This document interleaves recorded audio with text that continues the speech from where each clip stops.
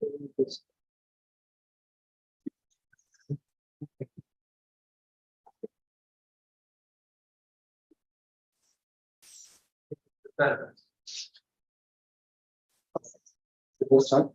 Okay.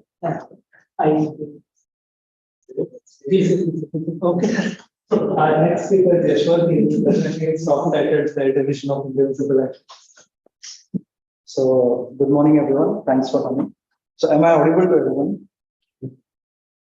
So, I'll be talking about fair division of indivisible items.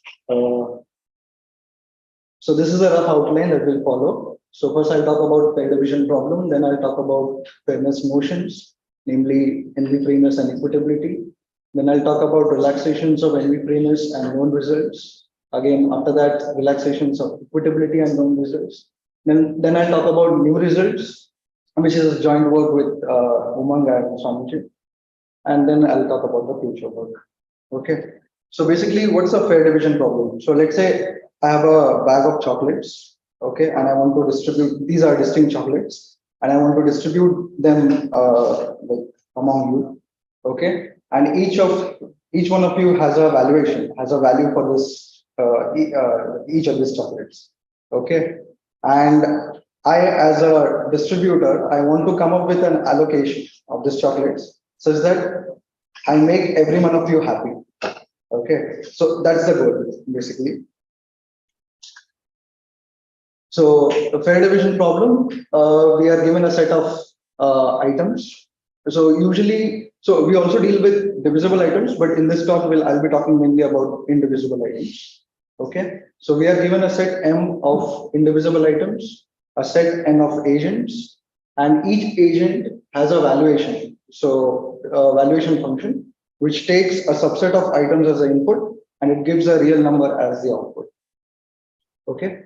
An allocation is an n partition on the set of items. So basically you are given a bag of items and you want to partition them among n agents, and a partition among n agents is called an allocation. Okay. And the objective is to obtain a fair allocation of items among the agents. So basically what are goods? So items can be of two types, goods and chores. So a good is an item that when added to any bundle, it does not decrease the value of the bundle. Okay. So let's say if I have some set of items with me, and let's say if I add a mobile phone into that bundle, that won't decrease the value of my bundle. So mobile phone is basically a good. So a chore is an item that when added to any bundle, it does not increase the value of the bundle. So basically goods are desirable items and chores are undesirable items. So an example would be some task that is assigned to you, okay, which you don't want to do. Okay. So formally, an item is a good for an agent I if for every set, the marginal value of this item G on with respect to X is greater than or equal to 0. Okay. And similarly for chore, an item C is a chore for an agent I if for every set, the marginal value of this item C with respect to X for an agent I is less than or equal to 0. So an example of goods could be laptop, jacket, car.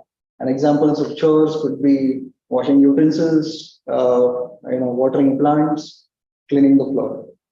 To be sure, like an item does not have to be either good or chore, right? Like, maybe for some certain. Yeah. For some person it is a yes. For some person it could be a good. For some person it could be. No, even for one person, but a combination of different sets.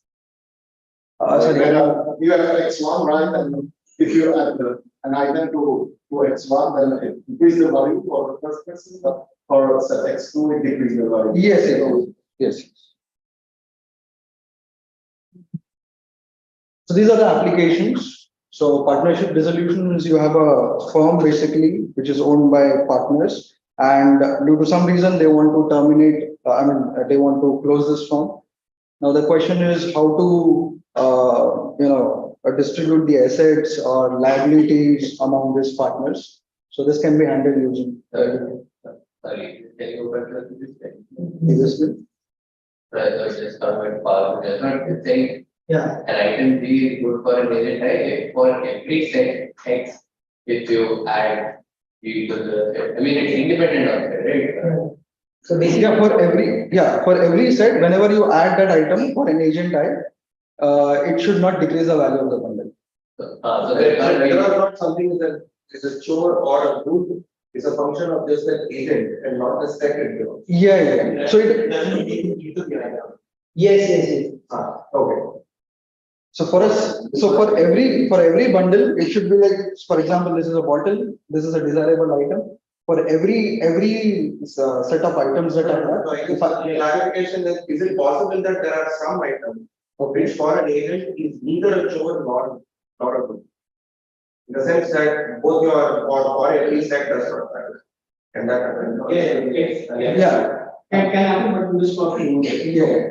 You only deal with the case where an item could put for just one shoe. If you add to the, For example, if you have just one shoe, if you add it to the another shoe. Unless you want only one.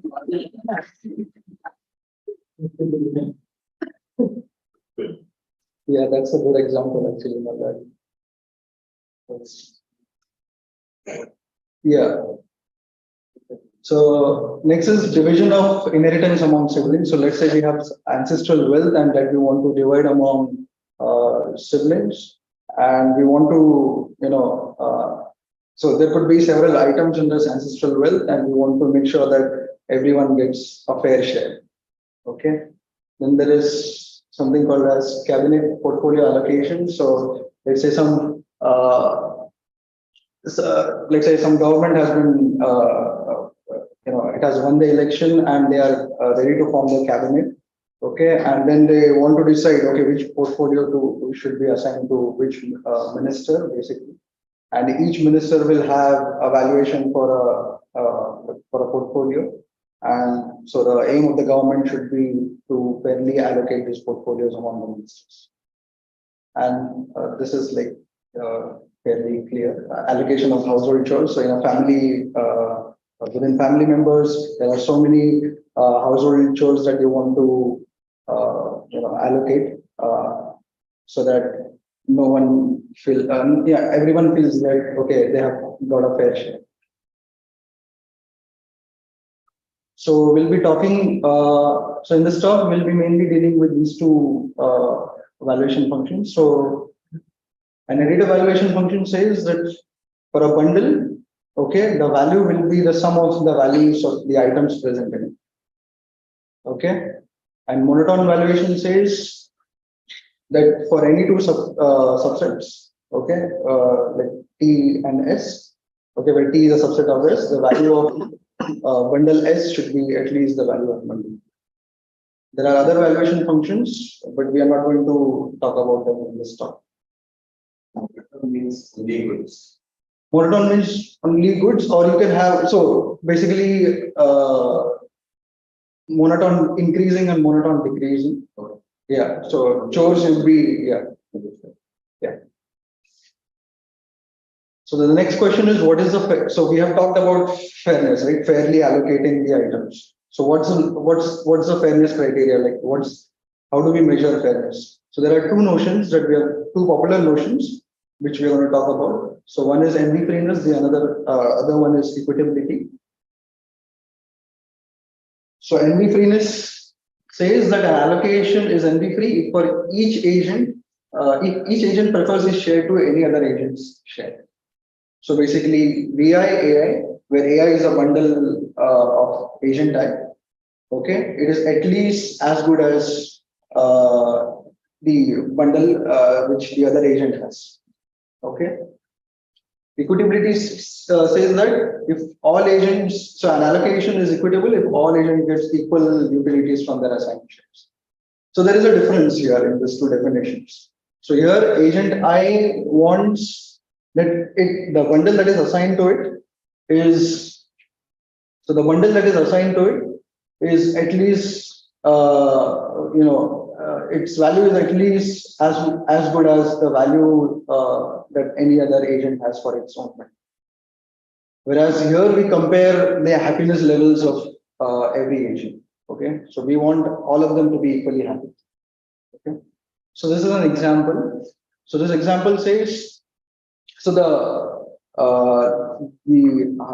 orange highlighted boxes, right? So this means that the bat has been assigned to the agent 1, football has been assigned to agent 2, and bicycle has been assigned to agent 2.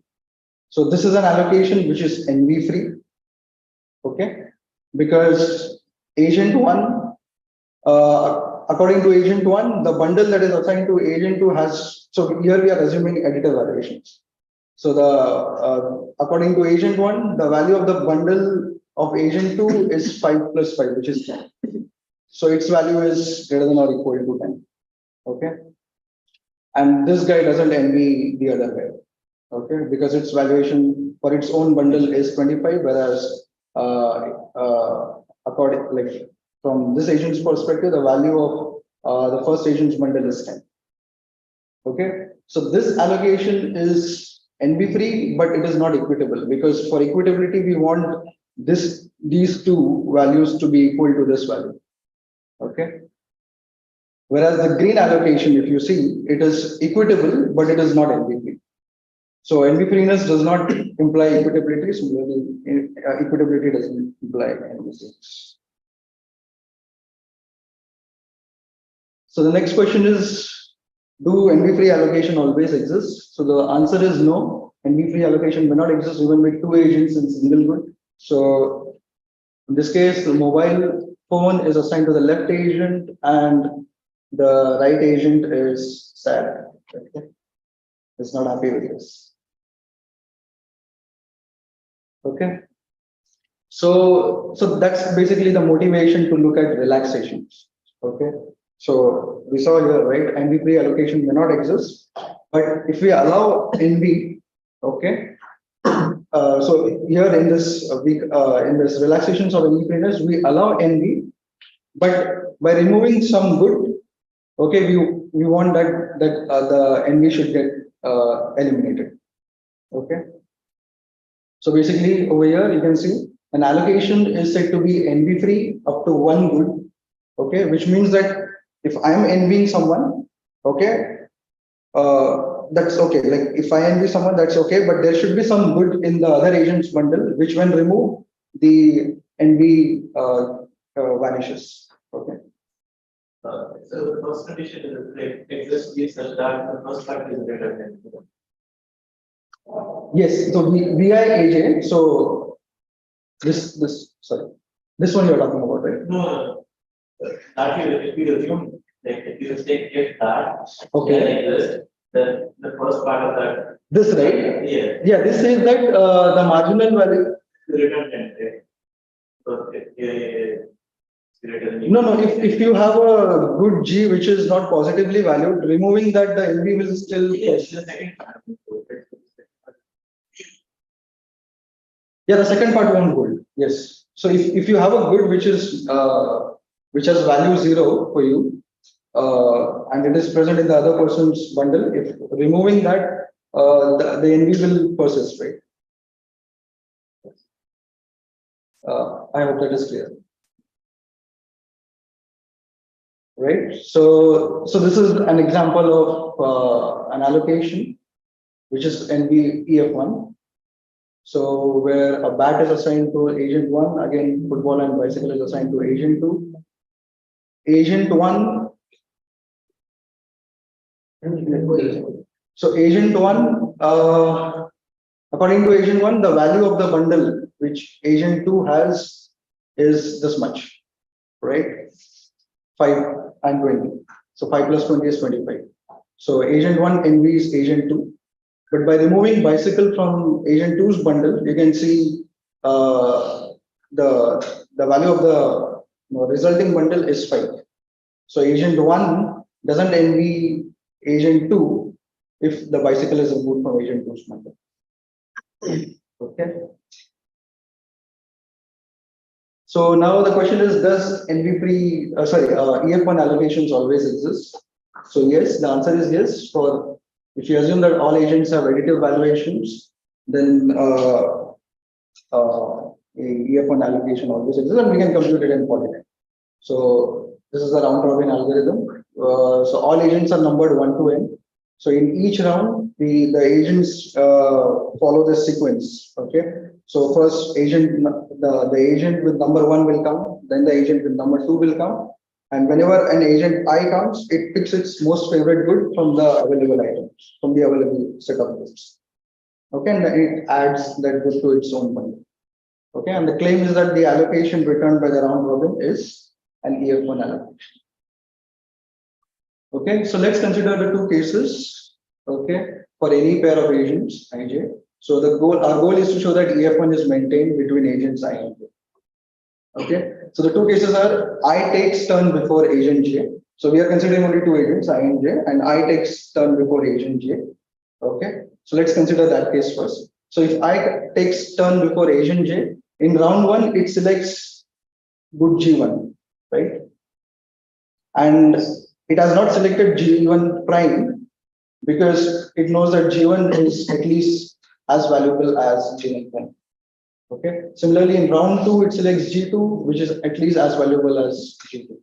So VI G1 is at least VI G1 prime. Similarly, VI G2 is at least VI G2 prime. So and since the valuations are additive, if we sum this, what we get is this. So VI AI is at least VI AJ, which means agent I does not envy agent J. So there is no question of checking the condition whether, okay. The second case is that agent I takes turn after agent J. Okay. So the only disadvantage is over here is that it has missed the G1 prime, the good G1 prime. But when it selects G1, it knows that it is at least as good as G2 prime. When it selects G2, it knows that it is at least as good as G3 prime. Okay.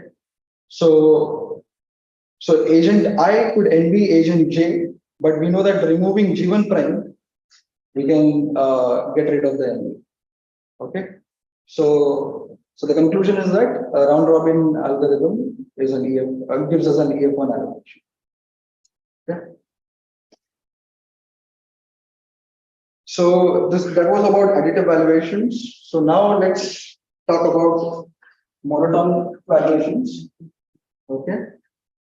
So an NV graph, so given an allocation, let's say you have an allocation, okay, some partial allocation, okay. So an NV graph is a directed graph with vertex set n, so the agents are the vertices in this graph, okay, and there is a directed edge from agent I to agent j in the NV graph if agent I envies agent j, okay. An NV cycle is a cycle in the NV graph. Okay, so this is an example where agent 2 envies agent 1 and 4, and the edges that are highlighted in orange forms cycle. Basically, it's an NV cycle in the NV. Okay, so we assume monotone valuations here.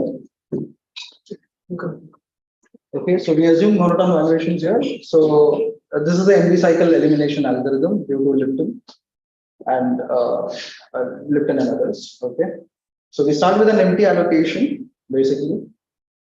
Okay, so whenever you have a partial allocation, right, we know that there is an NV graph associated with it. Okay, so which vertex would be an obvious choice to assign a good, right? So it would be the source, right? Because source is the vertex which is not envied by any other vertex. Right.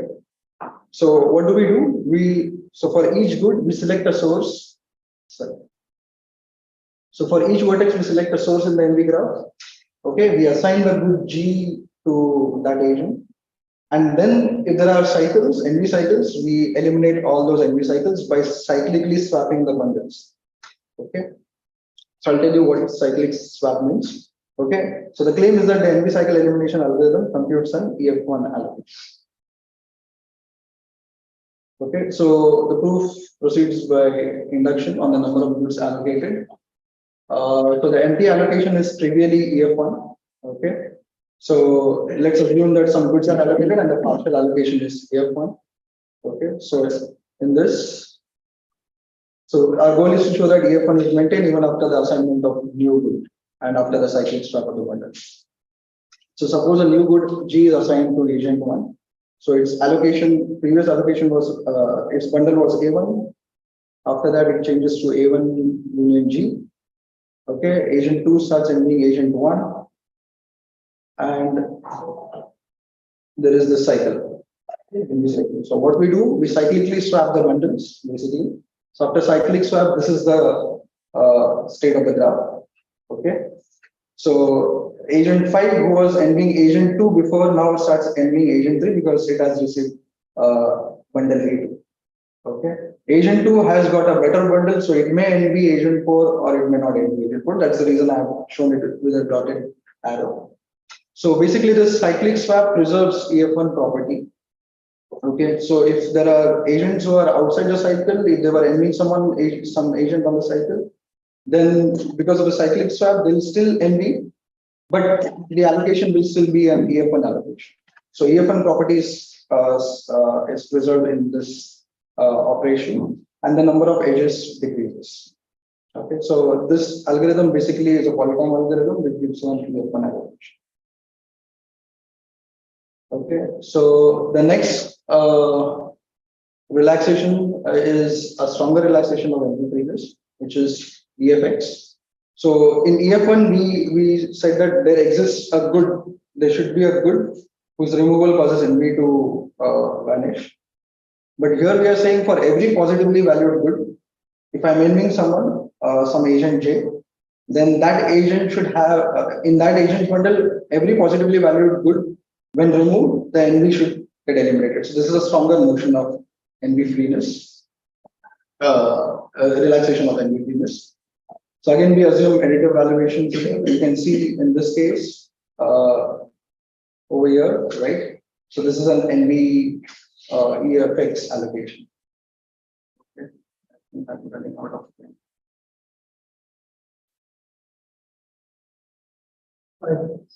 5 minutes. Over. You started the clip. So let me skip this part then. So equitability I have already defined. Again, equitable allocation may not exist even with single good and two agents. So we consider the relaxations of equitability, namely EQ1 and EQX. So again, in EQ1, so there we were, so here we are comparing the happiness levels of two agents. So we are saying that if VIAI is less than BJAJ, that means if agent I, so here I'll use the term unhappiness. There we were using envy or jealousy. Okay, here we'll use the term unhappiness. So if agent I is unhappy with agent J, then there exists a good such that which is positively valued and whose removal causes the inequity to vanish. And similarly, EQX, for every positively valued good, its removal causes inequity to vanish, basically. Okay, so this is an example where agent 1 is unhappy with agent 2 because it has got this bundle, football and bicycle. But by removing bicycle, again, the envy goes up. Sorry, the inequity goes up. Okay. So for EFX, we know, we know very little. Basically, the existence of EFX is not known beyond 4 agents. Okay. So the question is, do EQX allocate for additive valuation? So do EQX allocations always exist for additive valuations? So the answer is yes, and it can be computed efficiently. So this is a greedy algorithm due to groups. So basically we start with an empty allocation. Okay. So this is the richest agent, this is the poorest agent. Okay. So at any time you assign the most favorite good of the poorest agent to it. So GP is the most favorite good of agent, the poorest agent, you assign this good. And you repeat these steps until all goods are assigned. So basically the greedy algorithm returns an EQX allocation. Okay. So again, the correctness of this algorithm proceeds using induction on the number of goods that are allocated. So empty allocation is trivially EQX. Okay. So our goal is to prove that this allocation that is returned by the greedy algorithm is EQX. So assume that some goods are allocated and the partial allocation is EQX. So this is a partial allocation before good GP has been assigned to the poorest agent. Okay. So agent P is still, so now once good GP has been assigned, it can happen that agent P is still the poorest. Okay. So in which case we can use induction hypothesis to show that this allocation is still EQX. Okay, this one. Okay. So agent P, it can happen that after assignment of good GP, the agent P lies in between the richest and poorest. Okay. So if anyone is unhappy with this agent, removing this good will cause inequity to vanish. And for other agents, we can use the induction hypothesis. Okay. And remember, the goods are assigned using greedy. So, the order in which these goods are assigned is basically a decreasing order, right? So the good that has been assigned before GP will have a higher value than GP. How much time? Okay. So we can prove this again if it becomes the richest, the similar idea. Then I'll talk about EQX up to any item. So here we are. So we are considering mixed instances. So your instance could have.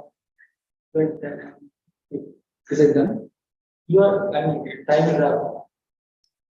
Almost. So should I? What were your recent results? Yeah. So we are assuming objective valuations. So which means that so your item set can have goods as well as chores. But if an item is a good for an agent, it is good for everyone. If an item is a chore for an agent, it is chore for everyone, basically. So you can basically partition the set of items into two sets. Okay, this is the assumption, and these are our new results. So we have shown an instance that shows non-existence of EQX for non-objective valuation. We have a polytime algorithm in case of two agents with objective valuations. So existence, we have shown EQX existence in case of agents with objective valuations, and the set of items with identically valued chores. So basically chores are identical, goods could be unidentical. Okay. And then existence in case of agents with objective valuations and set of items with just single chore. So you have goods and only one chore. Okay, in that case, we have shown EQX existence. So this is that example which shows that there is no EQX allocation, basically. Okay, so A is an item which is chore for agent one, but it is a good for agent two. Okay. So I think I'm out of time. And this is the algorithm which we have. Okay, where we at any point of time, you see the poorest agent, you see the richest agent. You look at the most favorite good of the poorest agent. You look at the least favorite chore of the richest agent. You compare their values. Okay, if the value of the good is greater than the value of the chore, absolute value of the chore, then you assign it to agent poorest agent. Otherwise, you assign chore to the and then there is a proof. Sure. Like this is a future.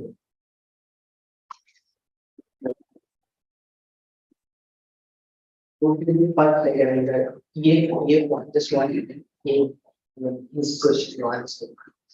The first area, the EF1.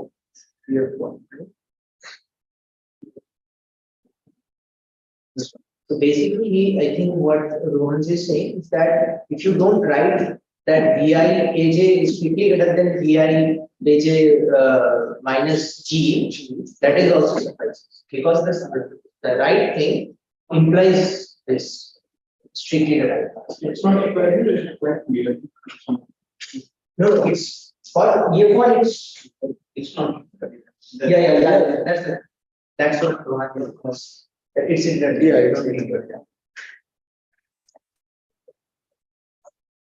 Yeah, so if you want to know the proof of the two agents, you can. Any questions?